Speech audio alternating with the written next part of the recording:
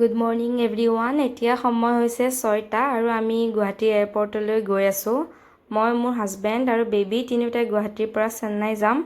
Baby যেতিয়া 1.5 মাহ আছিল তেতিয়া আমি ঘৰ আহিছিলোঁ আৰু এতিয়া উভতি যাম। তাৰ এতিয়া 7 মাহ হ'ল। এইটো নতুন গুৱাহাটী এয়াৰপৰ্ট। বেবীক কোচত লৈ মই ষ্ট্ৰলাৰখন ঠেলি ভিতৰলৈ গৈ আছোঁ। সি প্ৰথমতে তাতে বহিব খোজা নাই, সি চাই আছে মানে, তাৰ খুব ভাল লাগিছে আৰু এয়াৰপৰ্টটো বহুত ধুনীয়া বনাইছে। পিছত তাক ষ্ট্ৰলাৰত বহাই মই গোটেই এয়াৰপৰ্টটো নিজেও চালোঁ আৰু বাবুকো দেখুৱালোঁ।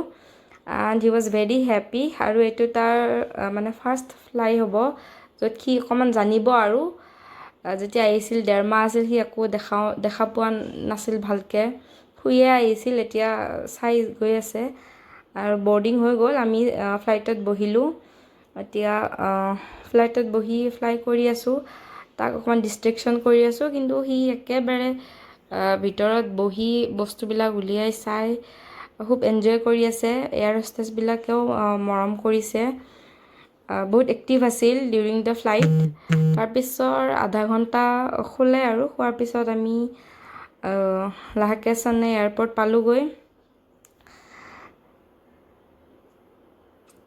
বাবু বহুত ফূৰ্তি কৰিলে আৰু তাৰপিছত ময়ো সাৰ পোৱাৰ পিছতে আমি চেন্নাই এয়াৰপৰ্ট পালোঁ। এতিয়া ইয়াৰ পৰা কেব কৰি ঘৰ পামগৈ, মানে আমি য'ত ৰুমত থাকোঁ।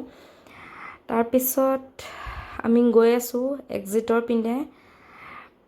ইয়াতে অলপ অসমতকৈ অলপ গৰম আছে, অলপ মোৰ গৰম লাগিছে আৰু বাহিৰ হোৱাৰ লগে লগে। তাৰপিছতে বেবীক এয়াৰ ইণ্ডিয়াৰ এইটো এয়াৰ ইণ্ডিয়াত বেবীৰ ফাৰ্ষ্ট ফ্লাই আছিল, সেইকাৰণে এয়াৰ ইণ্ডিয়া এখন চাৰ্টিফিকেট দিলে। ঘৰত আহি আমাৰ 3টা কেট আছে, সোনা, মিকু, এলিয়েট। এইটো খেলি আছে এলিয়েটৰ লগত। মিকু অকণমান ভয় খাই ভিতৰত আছে সোমাই, এয়া এলিয়েটৰ লগত সি খেলি আছে। বাকী সোনাই ওপৰৰ পৰা চাই আছে বাবুক, সিও অলপ ভয় খাই আছে, ভাবিছে এইটো কোন নতুনকৈ আহিল বুলি। তাৰপিছতে বাবুও খেলি আছে। এতিয়া ৰাতি হ'ল। এইটো মিকু আহিছে বাবুৰ লগত। ই ৰাতিহে বাবুৰ লগত এনেকৈ চিনাকি হৈ গ'ল। বাকী তিনিওটাই অলপকৈ খেলি আছে। তাৰপিছতে ৰাতি বেবী ওচন আৰু মিকু একেলগে শুই থাকিল। আজিৰ দিনটো ইমানেই। যদি আপোনালোকক ভাল লাগিছে আজিৰ ভ্লগটো চাই, তেতিয়াহ'লে লাইক, ছাবস্ক্ৰাইব, শ্বেয়াৰ কৰিবলৈ নাপাহৰিব। আজিলৈ ইমানেই। বাই।